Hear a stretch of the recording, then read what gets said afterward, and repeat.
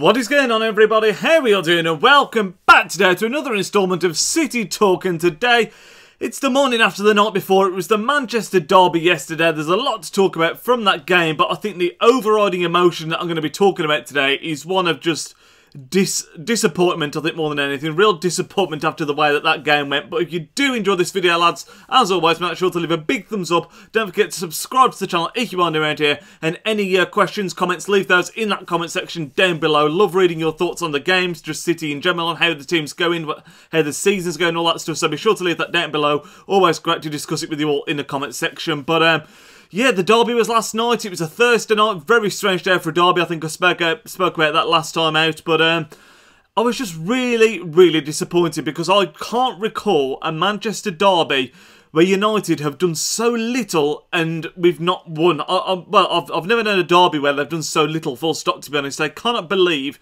that they came with such a negative setup, and they were clearly trying to play on the counter-attack, and that did, you know, cause concern for me initially. The likes of Rashford and Martial really looked like they had the pace to get in behind, but they're just those two banks of four. I mean, I don't blame them because they didn't want to go into that game and lose, but it was a game that we really should have won with the amount of possession that we had. We had them pending for so long. Credit has to go to United for the way that they defended, and they didn't really allow us to get many clear-cut opportunities, but the way the game panned out and the way the stats were at the end, I think we'd had something like 19 shots to their 2 or 3.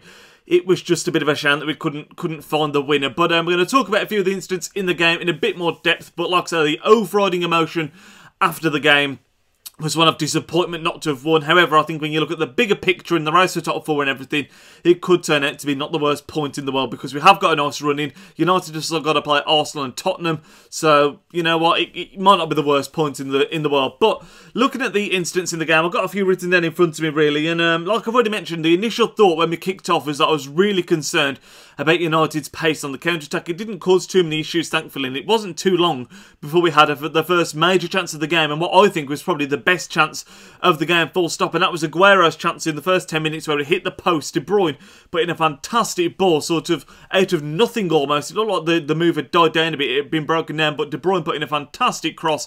Aguero couldn't have been any more than 5 yards out, hit the base of the post, and it went out for a goal kick, and that, for me, was probably the best chance of the entire game, and I was really disappointed Aguero didn't finish that. It was a great chance, and it's one of those chances where you think maybe 8 times out of 10 he puts that in the back of the net, but on this occasion it wasn't quite to be.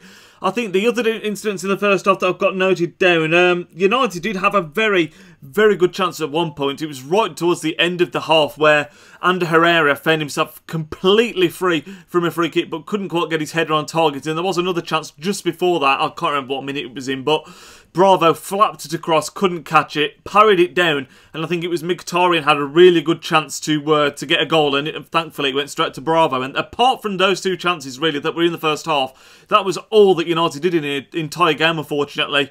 Well, not unfortunately, just we restricted them well. I think it just shows how good it is having company back in the team. Otamendi had a very decent game as well. I think it does show as well the lack of pace that we got at wing-back. Zabaleta and Kolarov, players that I've spoken about on this series before, and you guys have commented saying that need replacing. I think it shows again when you look how easily Rashford and Martial got in behind them in the beginning of the game that we need younger players, fresher players with a bit more energy to give there. And although I think Zabaleta went on to have a good game, I still think it's, you know, time for someone to come with a bit more young blood, basically. But yeah, first half, well, the entire game really lacked a lot of quality. It was more of a, I think they were saying in the commentary and in the game itself, it was more of a slog than a quality game, and it was just us not being able to quite find that final third. Many a time Sterling found himself in a good position where he just couldn't quite. I think there was one in particular where Sane was in good space, or it could have been De Bruyne, and he went for the shot instead, could have given a teammate an easier chance, and it was a poor effort. And although we did have 19 shots in the game, lots of those were from way outside the area and straight into De Gea. Easy saves, I will say that much. But I think the other major chances really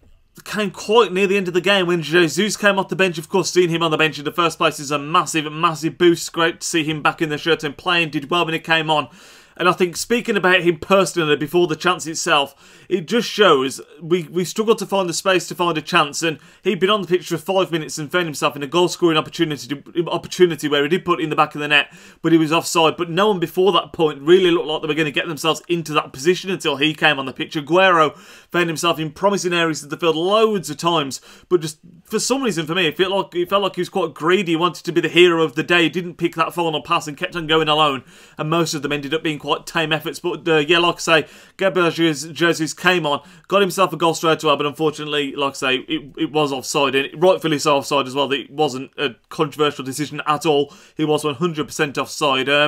After that, we had a great chance right at the death. De Bruyne again, who I thought had a really, really strong game, put in a fantastic early ball where I think it was Aguero was very, very stretched, tried to get it towards goal, ended up flying it back across goal, but there was just so much pace on it that unfortunately no one was able to get there. And as a whole, like I said, the game itself wasn't a quality game at all. We were dominating the game. We had United penned in. They couldn't find a way out. They couldn't play on the break in the end.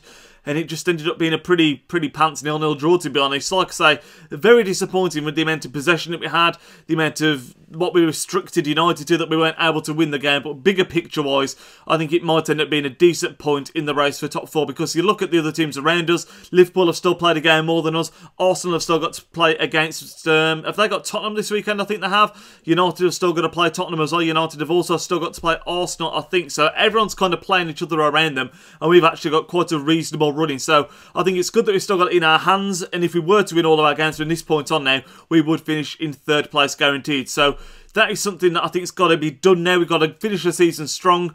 I must admit, with the Guardiola tactics, I was very concerned at the start of the game about that counter-attack that I've previously mentioned, and I thought we were going to be caught out, but thankfully it seemed to work really, really well. I've already mentioned Company a little bit as well, but I think him being back in that defence is an absolute blessing, because we just looked so much more composed, and there was a couple of times where United tried to play a ball in behind to Rashford and Company cut it out, and a couple of times as well where they looked like they were going to break, they got it on the halfway line, and he slid in, got the ball and just kept the pressure on them, and that, you know, is fantastic to see, and that's something that, although I think Stones has got a lot to offer, I don't think that's something that Stones is quite up to the same level to be doing just yet. So Company being back in is an absolutely massive bonus, and hopefully if he can play the remaining games in the season, and Jesus as well, it puts us in a much stronger position as a squad. So the other thing I'm yet to mention as well is, of course, that Marouane Fellaini did get sent off towards the end of the game. Someone did tweet me actually and asked what I thought of it, and I'm just going to repeat exactly what I said on Twitter. I thought it was absolutely stupid from Fellaini. He just got booked a few seconds earlier for what was a yellow card. He stopped counter-attack, if I remember correctly,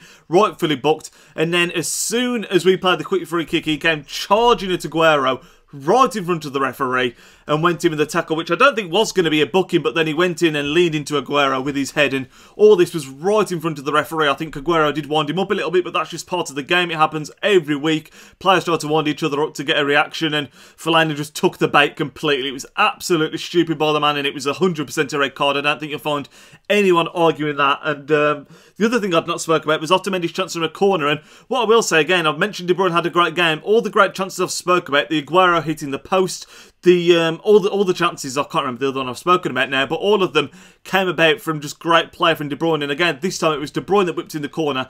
Otamendi had a header, and it looked like it was goal bound. It looked like it was goal bound basically, but it came off the back of Eric Bailey's head, Eric Bailey, however you say his name, and went out for another corner. And that was quite a big chance as well. And it's those kind of things that, like I say, when it's your day, they can go in, but I'm not going to say anything like that. United defended really well. We couldn't break them down, and I suppose when the way we set up and the way we play with such possession football, you can't expect the opposition to do anything other than to sit back, absorb it, and try and play on the break. That's just obviously the most efficient way to play against it if you can defend, and United, once again, showed that they can defend. But that's probably going to wrap up everything I wanted to talk about, to be honest. We've got another game coming up. Next game, I think, is against... In fact, I can't remember. Let me just have a quick check. Middlesbrough away. Middlesbrough away is the next game. Forgive me there, lads. Just had to quickly check. But it's going to be a tough game. Away from home's never easy. Middlesbrough are a team you'd fancy us to beat it's a must-win game. I've already said we've got a good run in. We need to be picking up 3 points in this game. It has been a very, very strenuous week on the squad. Of course, we had the FA Cup that we lost at the weekend. Then to play United in such a big game after the FA Cup, of course, going to extra time. We played a lot of football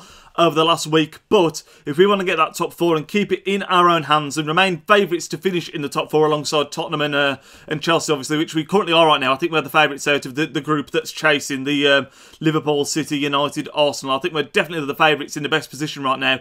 We need to be winning games like Middlesbrough, so hopefully we can do just that. I think we will win the game. I do fancy us again. We've got a decent squad depth. We can't really make any excuses on that front. We've got a better squad than most teams in the league. Middlesbrough are a team that are sort of struggling right now. They're going to be fighting for everything they can get, obviously, and no game in the Premier League is ever easy, especially when it comes down to the business end of the season like it is now. But I do fancy us to pick up all 3 points. I am going to go for a 2-1 City win. I always put us to concede because I never fancy us to keep a clean sheet, even though Company being back in the team does seem to be what's the word I'm after.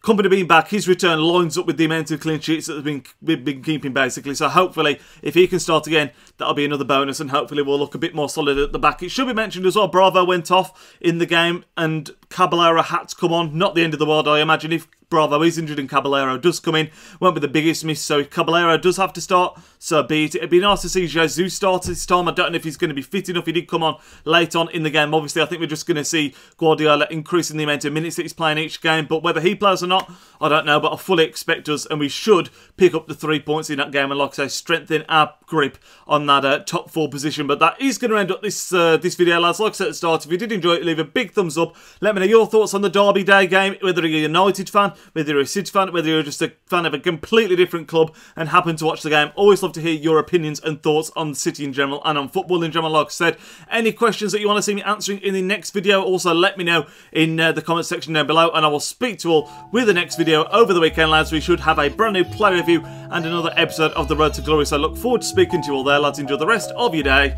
Nidge out. Yo, he's Nidge, plays with big games and player reviews are getting insane. He entertains while he elevates, his video quality resonates. On career mode, he got lots of vids uploading off and he's rocking it. He's got the confidence in all his commentaries. Videos range, they often vary. Got need for speed and a road to glory. Just watching vids and you know the story. The content is underrated, I'm understating, so don't ignore the